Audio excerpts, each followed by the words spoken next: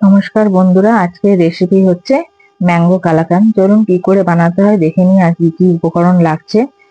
আমি এখানে 500 দুধ নিয়ে নিয়েছি আর একটা বড় 500 গ্রাম ওজনের আম নিয়ে নিয়েছি।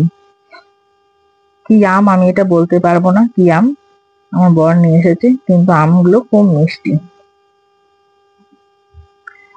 আমগুলো আমি কেটে নিচ্ছি। কেটে এখানে আমের পাল্পগুলো বার করে নেবো। আর আমার দুধটা একটু গরম হয়ে গেছে, তাই আমি খানিকটা গুঁড়ো দুধ আমি দিয়ে দিলাম ওর মধ্যে।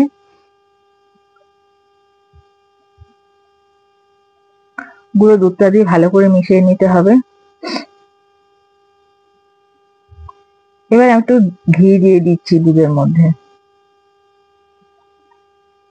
আমি 1 চামচ ঘি দিয়ে দিলাম।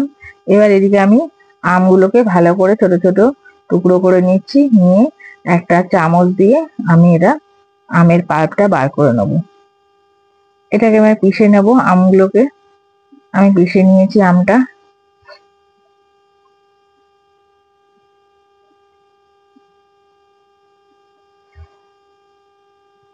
আমার এখানে 1 কিলো দুধের ছানা করা আছে। আমি ছানাটা একটু জল জল করে রেখে দিয়েছিলাম, কেননা নাহলে ভাঙতে অসুবিধা হতো আমার, আবার গ্রেট করতে হতো। ওই জন্য আমি একটু জল জল মতনই ছানাটা রেখে দিয়েছিলাম। এবার আমি এদিকে একটা ক্ষীর তৈরি করছি দুধ দিয়ে।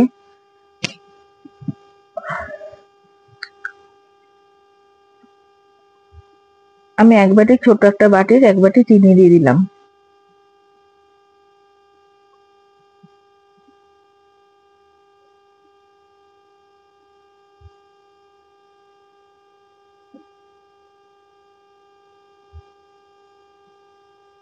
ভালো করে গায়ের থেকে এগুলো ছাড়িয়ে দুধের মধ্যে আবার দিয়ে দিতে হবে। দেখুন দুধটা আমার গাঢ় অনেকটা হয়ে গেছে। বন্ধুরা, আপনারা যারা যারা আমার ভিডিওটা দেখবেন অবশ্যই আমার চ্যানেলটাকে সাবস্ক্রাইব করে দেবেন আর ভিডিওটা লাইক কমেন্ট করবেন।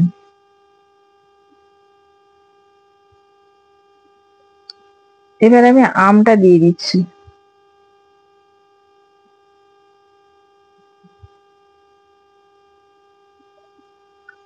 আমটা দিয়ে ভালো করে মিশিয়ে নিতে হবে।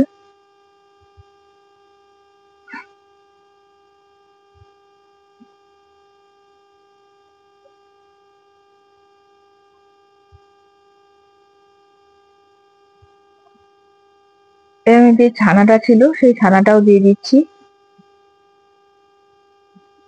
আমার এই ছানাটা পুরো 1 কিলো দুধের ছানা।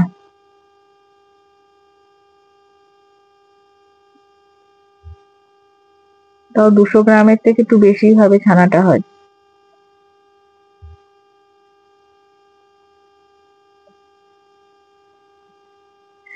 এটা যতক্ষণ না ভালোভাবে শোকাবে ততক্ষণ ধরে এটা আমাকে নেড়ে যেতে হবে। নাড়া বন্ধ করলে কিন্তু লেগে যেতে পারে, সেই জন্য কন্টিনিউ নাড়তে হবে।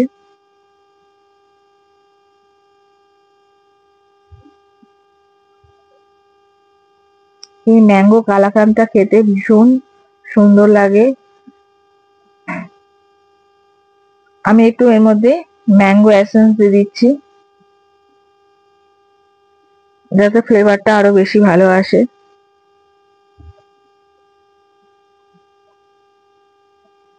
আমার এটা হয়ে গেছে প্রায়। তো আমি একটা ইয়েতে, এখনো হয়নি, এখন অনেকক্ষণ হবে, আমি এই ট্রেটায় ঘি ব্রাশ করে রাখছি।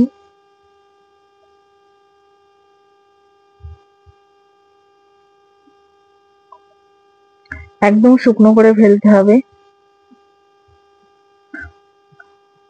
বন্ধুরা, আপনারা আপনাদের আম অনুযায়ী বা আপনারা কতটা মিষ্টি খান সেই মতো আপনারা মিষ্টি দেবেন।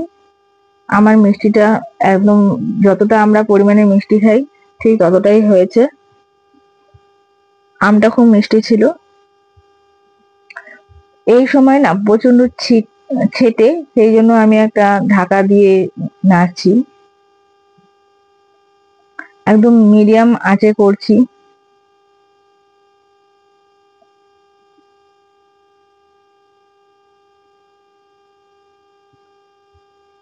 অনেকটাই শুকিয়ে এসেছে আমার, দেখুন গা থেকে কেমন ছেড়ে যাচ্ছে কড়াই থেকে।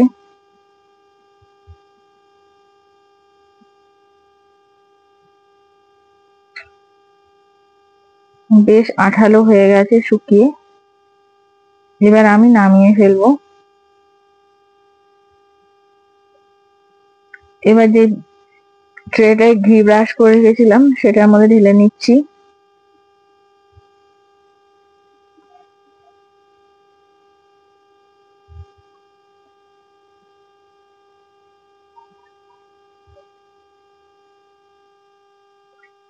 এখন একদম ধোয়া বেরোচ্ছে দেখুন।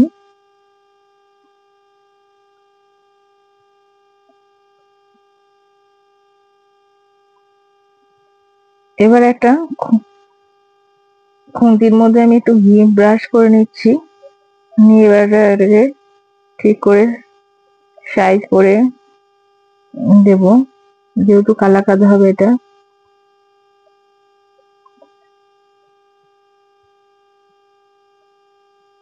আমি একদম পাতলা করব না, পাতলা করলে করা যায় কিন্তু যেমন দোকানে থাকে মিষ্টির দোকানে ঠিক ওই রকম মোটা মোটা কালাকাদ আমি তৈরি করব।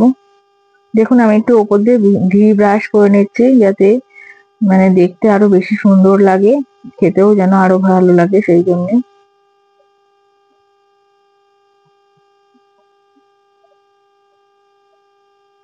আপনারাও অবশ্য হয়ে গেলে ঘি ব্রাশ করে নেবেন। আমার হয়ে গেছে, আমি 20-30 মিনিট রেখে দিয়েছিলাম ঠান্ডা হওয়ার জন্য, তারপরে আমি কেটে নিচ্ছি। দেখুন কত সুন্দর হয়েছে।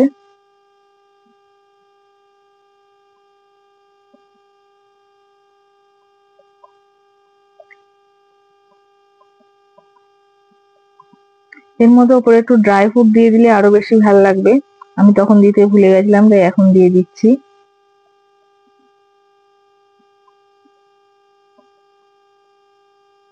আমি সবগুলোতেই ড্রাই ফ্রুট দিয়ে দিচ্ছি। আপনার পেস্তা যাই হোক, কাজু আমন্ড দেবেন, আমি কাজু বাদাম দিয়েছি দেখতে ভালো লাগার জন্য, যেহেতু হলুদ তার মধ্যে সাদা ভীষণ ভালো লাগবে, খেতেও ভীষণ সুন্দর হয়েছে। বন্ধুরা আপনারা যারা যারা দেখছেন প্লিজ প্লিজ প্লিজ আমার চ্যানেলটা সাবস্ক্রাইব করে দেবেন, আর কমেন্ট করবেন, লাইক করবেন। ধন্যবাদ।